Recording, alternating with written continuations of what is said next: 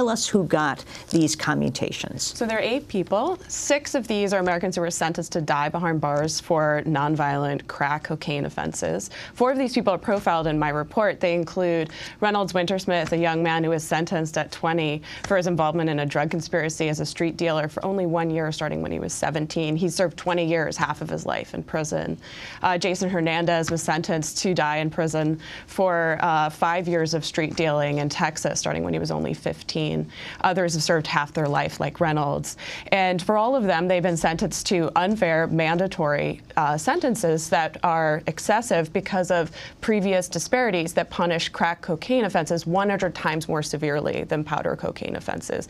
And this is huge news. This gives these people the opportunity to return to their families, some as soon as April.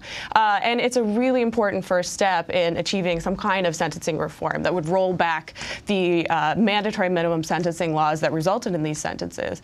But the fact is that these 8 people are not alone. There are thousands more, 2,000 people in the federal system serving life without parole for nonviolent drug crimes, and many thousands more in federal prisons who are serving stiff, excessive mandatory minimum sentences who are being left behind. And frankly, clemency is not the answer for all of these thousands of people, and Congress needs to step up and to pass bipartisan sentencing reform legislation that would at least give some hope to others and would roll back some of the really illogical sentencing laws that were passed in the 80s and 90s. Were you surprised by the announcement from President Obama, especially given the fact that he has pardoned so few people during his time in office? I was shocked. I was shocked. I have been talking to prisoners for the past year, talked to 650 prisoners now, who have been saying they had no hope of getting out, who their only hope in many of these cases was commutation from President Obama. We weren't expecting this. President Obama, as you said, has the worst clemency record of any president in modern history. Until yesterday, he'd received 8,700 commutation requests from prisoners and had granted only one to a woman dying of leukemia who died at home 2 months ago. So we were not expecting this kind of commutations for this Christmas, which is truly the best gift possible for these families. I talked to one of the prisoners, Reynolds Wintersmith, the day before he was sentenced, and he was not especially hopeful, but he's beyond overjoyed now that he will be returning home to his family, to his daughter with whom he's very close, and the others feel the same way. President Obama has pardoned fewer people than any president in history at this point in the administration. Why were these 8 people chosen? President Obama chose these 8 people to signal that something needs to be done about the nearly 9,000 people who are still serving excessive mandatory minimum sentences under the old crack powder disparity laws. So under laws passed in the 80s, people who are serving sentences are 100 times more severe than those for powder cocaine. So that means that people who were sentenced for 5 grams of crack cocaine, which is the weight of 2 pennies, were sentenced to the same 5-year mandatory sentence as those sentenced for 500 grams of powder cocaine, to give you a sense. In 2010, Congress passed the Fair Sentencing Act, which reduced that disparity to 18-1. But almost 9,000 people weren't helped by that legislation. They've been left behind, and they continue to stay behind bars, many for the rest of their lives, at a cost of millions of dollars to taxpayers a year. And President Obama said at least he's going to start with these 8 people. But I hope that it's the start of both more commutations to come, but also the passage of the Smarter Sentencing Act, which is now pending in Congress. It's going to be taken up by the Senate Judiciary Committee in the new year, and that would allow those who have been left behind by this law to finally get their sentences reduced to a somewhat fairer sentence. Well, in line with that, I wanted to ask you about earlier this year, Attorney General Eric Holder unveiled a major policy shift to help certain low-level drug offenders avoid harsh mandatory minimum prison sentences. In an address to the American Bar Association, he announced a review of racial sentencing disparities. Today, a vicious cycle of poverty, criminality, and incarceration traps too many Americans and weakens too many communities. And many aspects of our criminal justice system may actually exacerbate these problems rather than alleviate them. It's clear as we come together today that too many Americans go to too many prisons for far too long and for no truly good law enforcement reason.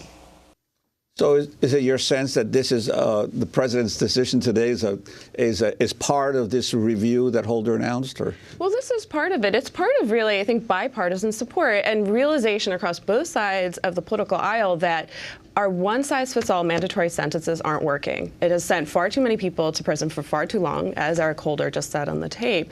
And federal judges have been calling for years for reform of mandatory minimum sentences. And finally, the Attorney General and the President have spoken out about them in the last year. But really, at this point, Congress has to act.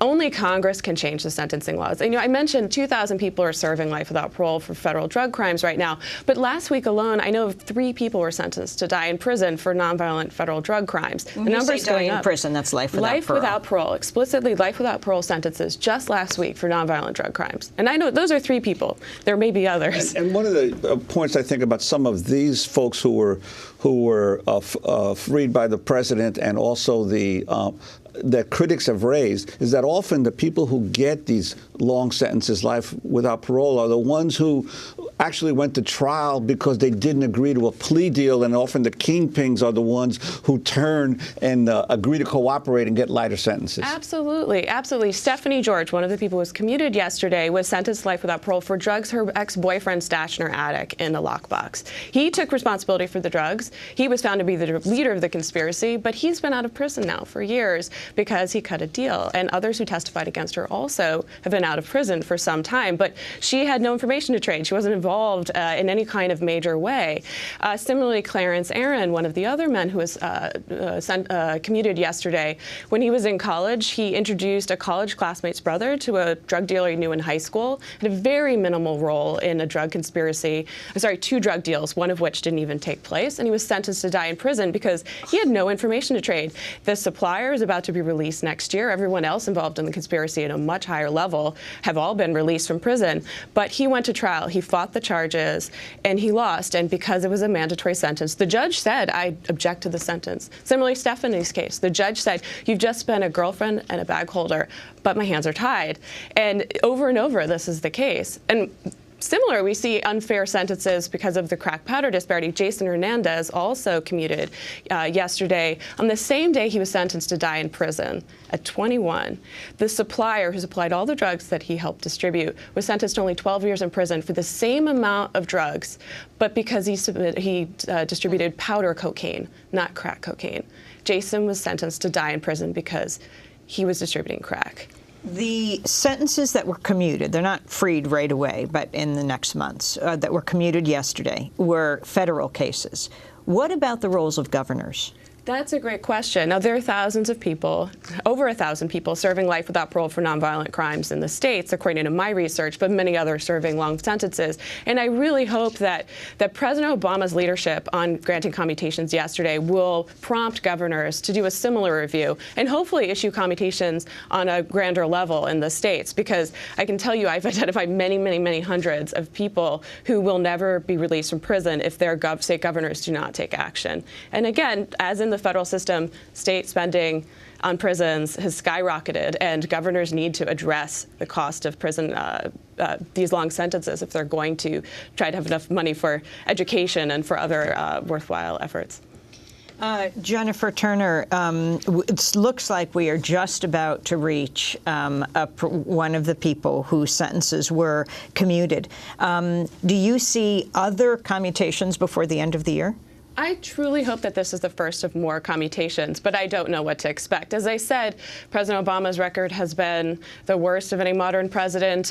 He's denied many commutation petitions. And even if he were to start granting commutations in a more broad manner, it's not going to address all of the many thousands of people serving excessive sentences.